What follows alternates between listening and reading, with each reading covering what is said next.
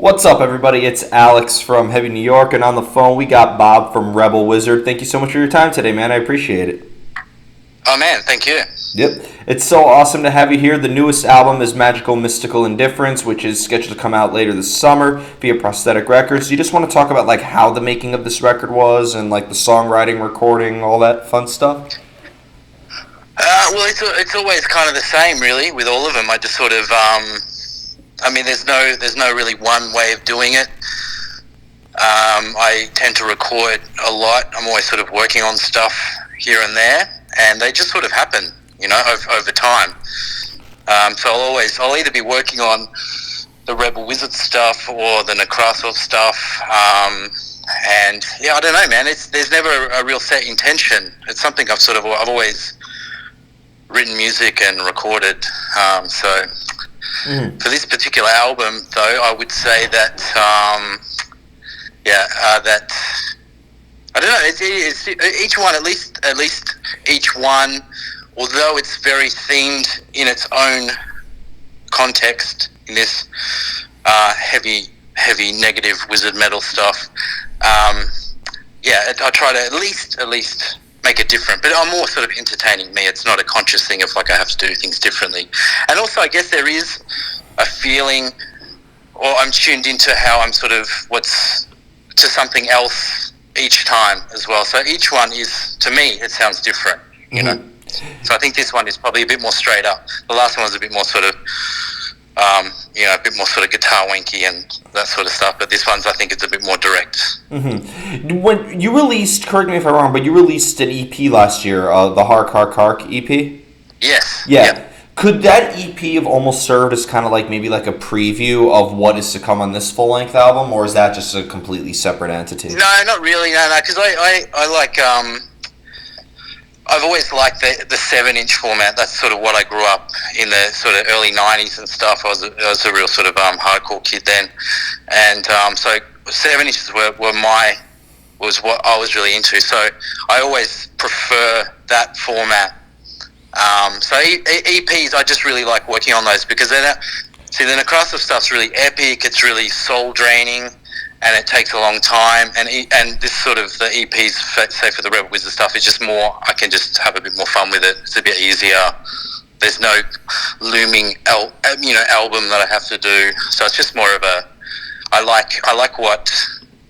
just like what EPs sort of do. They're just these sort of like bite-sized things that come out. But I think it'd be more effective.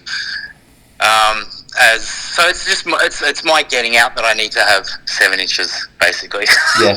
Well, being such a prolific artist, you mentioned like you experiment a lot and like you're very direct with certain stuff. Like, do ideas ever happen like a preconceived? Like, do you ever have like a preconceived idea of how you want to execute the material, or does it just kind of happen that way?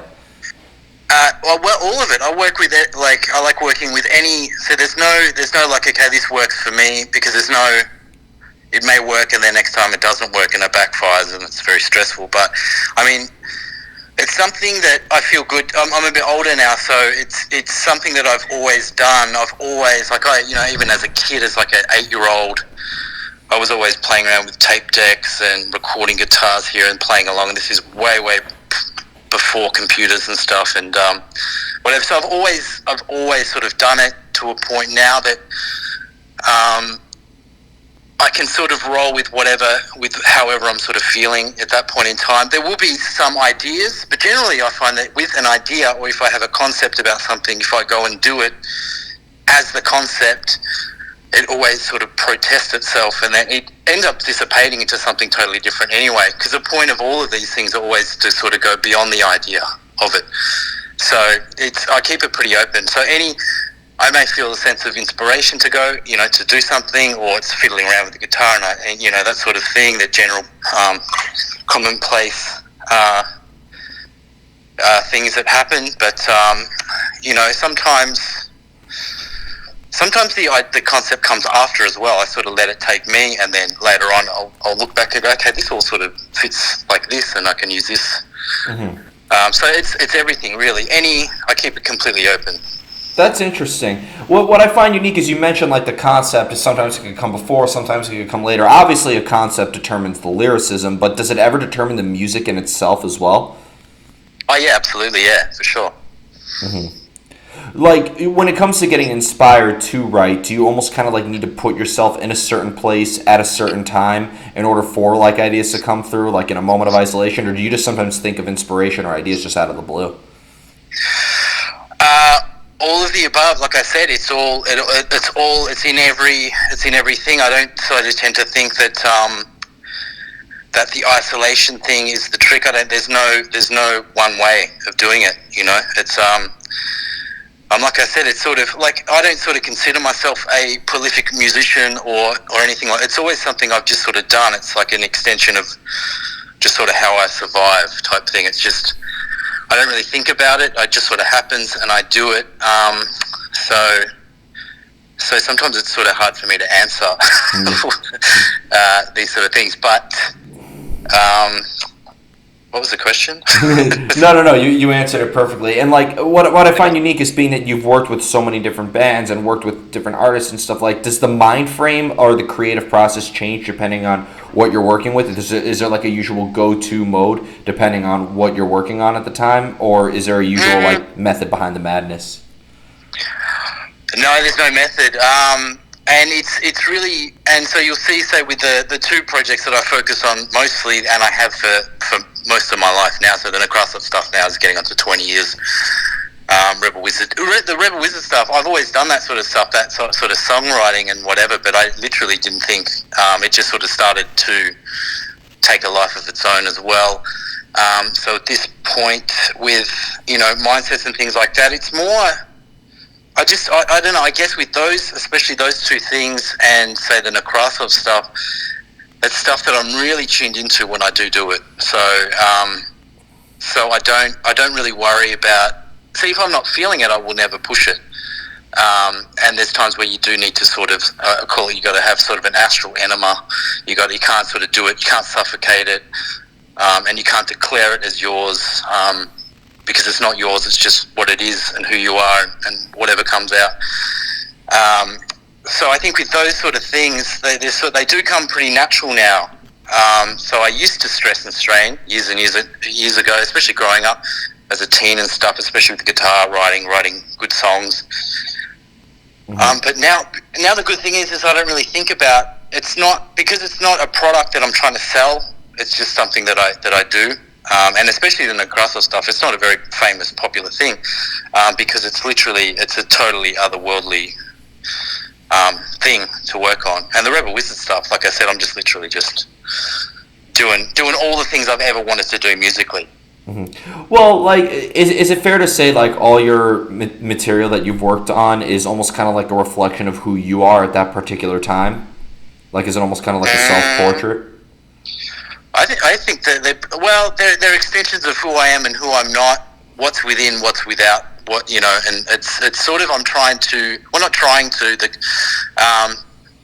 But yeah, it's definitely not conditional to like say the politics of the time or how I'm feeling about the day or how I'm feeling about world events or anything like that. I'm trying to, well, not, as I said, not trying, letting go to allow other things to occur, if that makes sense. Yeah. Do you find it also maybe like the longer you're working on something, the harder it is to kind of like maintain that moment or maintain that emotion too? Does that play a role?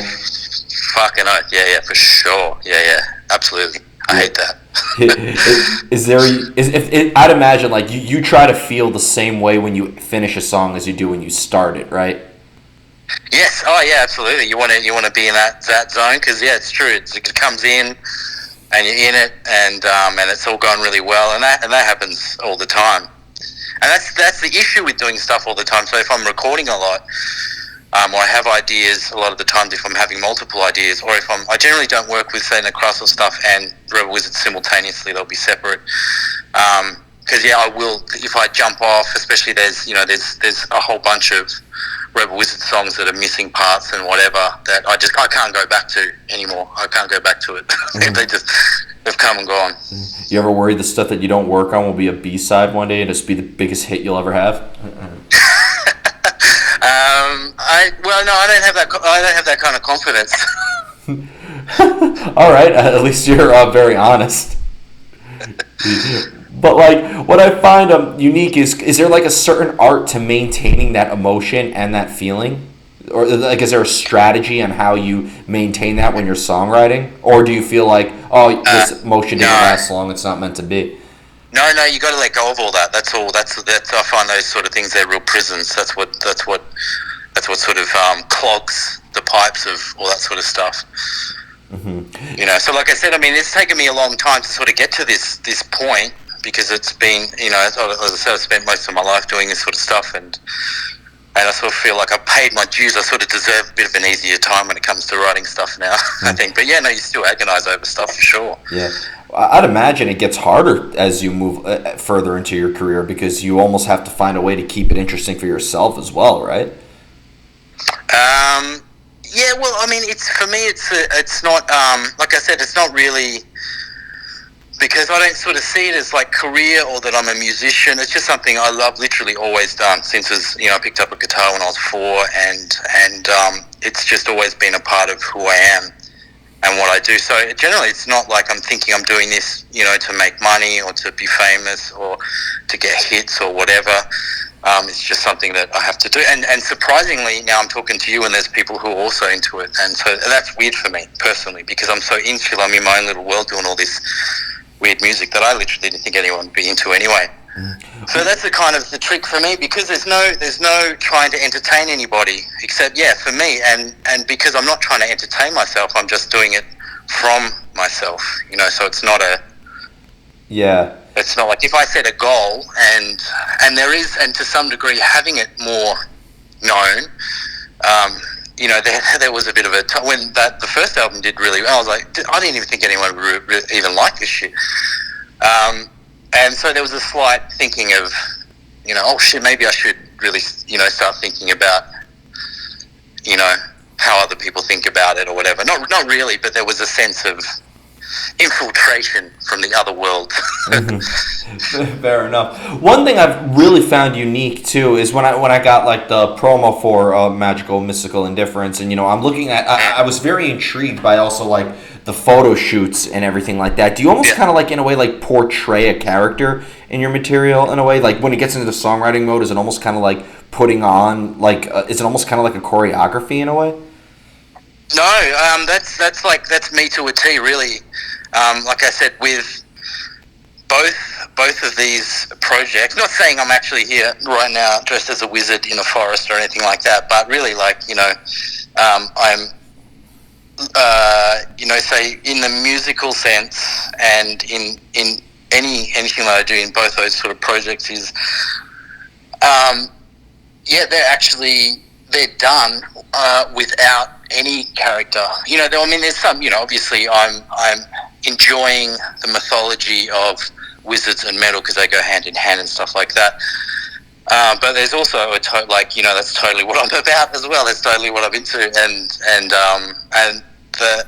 what made Rebel Wizard resonate for me when I started that, say, the first demo and stuff like that, was how much it was how I wanted to do stuff, and how actually personal it is. I know it sounds funny when you've got songs about drinking unicorn semen, but it's like both of those things are super personal projects too. They're definitely not, and they're caricatures to some degree, obviously, but still personal caricatures, if that makes sense. I mean, who the fuck's coming out dressing as a wizard these days, you know? Yeah, well, I mean, you should take a trip to Williamsburg, Brooklyn. Sounds like I'll go. That sounds great. Oh wait, you said wizard, not. I thought you said hipster. Sorry. Yeah, no, wizard. Yeah. I'm kidding. But like, what's funny is does the imagery of who you portray in the album almost go hand in hand? Like, do you think of this vision after you're making music as well?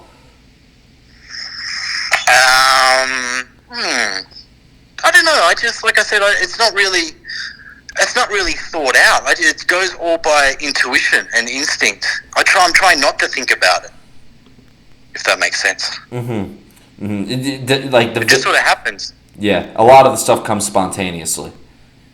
Pretty much all of it. I like to just let it. You know, there's no.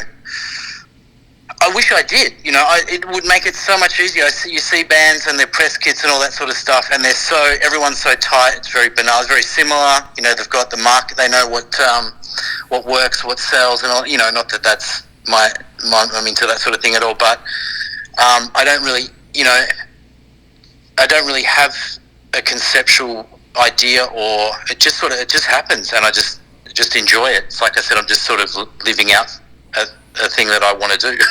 Yeah. So there's no and it is because say in the case of metal, there is that sort of okay, we're there'll be bands that are very, we're very inspired by Bolt Thrower, so that they'll look like a death metal band and whatever and that sort of stuff, and that's all good, that's all fine. But I don't know. I'm just there's no real thinking about it. Mm-hmm. Well, I'd imagine there has to be some sort of and obviously shut me up. I'm not the one writing these songs, but is it all completely subconscious, or is there anything that is a little bit more deliberate in the material? I'd imagine when you track it and you bring it into the computer and you have to maybe work on arrangement or something, there has to be some sort of deliberation involved, right? Oh yeah, for sure. Oh yeah, absolutely. Yeah, okay, yeah. I'm not in a trance, being possessed by a wizard of ancient times and completely unconscious by it. But predominantly that's where it comes from. And yeah, when it gets down to the final, the editing and the putting together and all that sort of stuff. Oh yeah, of course. That's thought out. Yeah, and edited and whatever. So, but as far as a final idea, it never really is. That sort of happens after all the when things start happening, and then you start battling here and there with that. The astral and the three-dimensional, etc., etc. Then you come to whatever it is, but you're never sure. That's probably not a good answer, but no, that was a great answer. You ready for the most difficult question of the whole interview, though?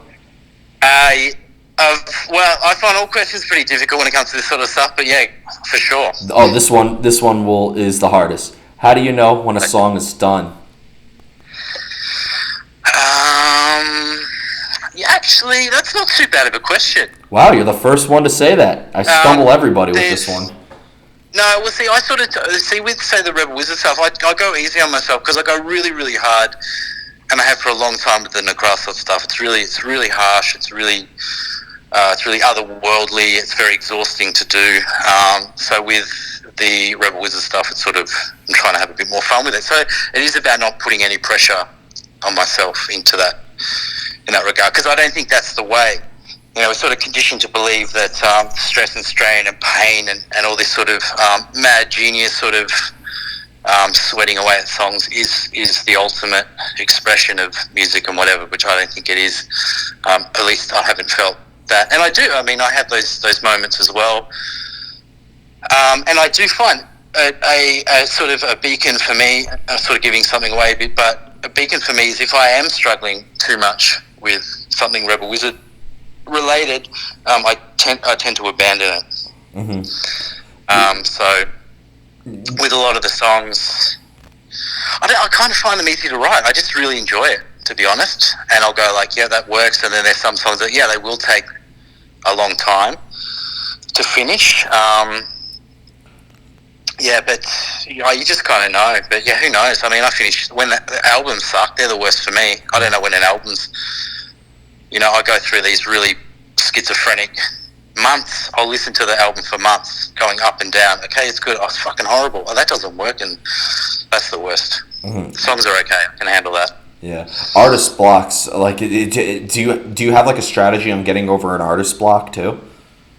I just ignore it, man. I just don't. I don't entertain it. So obviously, if there's a block, you got to be living life a bit, because if you're too in the creative process, you're disconnected from what's happening around you. It's you got to incorporate all of it. So I don't really have blocks. I just more have interruptions. I normally have maybe a life situation where I can't record, and that's the only thing. At the moment, we've just moved, so I don't really have a space at the moment, and that's driving me insane. See, also it's a very grand. I have to do it to sort of not sort of kill myself as far as recording and writing stuff. Yeah. Yeah. I definitely, especially with this album, got like a sense of release and a sense of freedom from it. Like almost kind of like unleashing a primal inner self in a way. But that could just be my interpretation of it. Well, that's good. Yeah, I mean, it's the reason why it's not so direct conceptually, without lyrics and stuff like that, is so whoever listens to it, they're open. It's open for them, because it's whatever's, however I'm doing it. As I said, I'm not telling you what it is about, because for me, it is such an open sound. It is such an open sort of realm or energy that's coming out of that music, that to sort of define it for the listener is unfair. And that's the thing. I get really interesting feedback from it, which I like. It's a whole other thing that I had no idea even existed with it. So it sort of takes this other life. Mm-hmm. So before we go, I want to thank you so much for your time today. Is there just anything? That's all right, man. No, that's weird for me, but yeah, it's great. I'm glad you got in touch. Of course. Is there just anything else with Rebel Wizard you would like to promote? Obviously, Magickal Mystical Indifference is coming out in the summer, but could we be expecting obviously since there's a certain virus that shall not be named, getting in the way of live shows? But is there just anything that you would like to promote? Can you maybe be bringing some of this music to the States one day?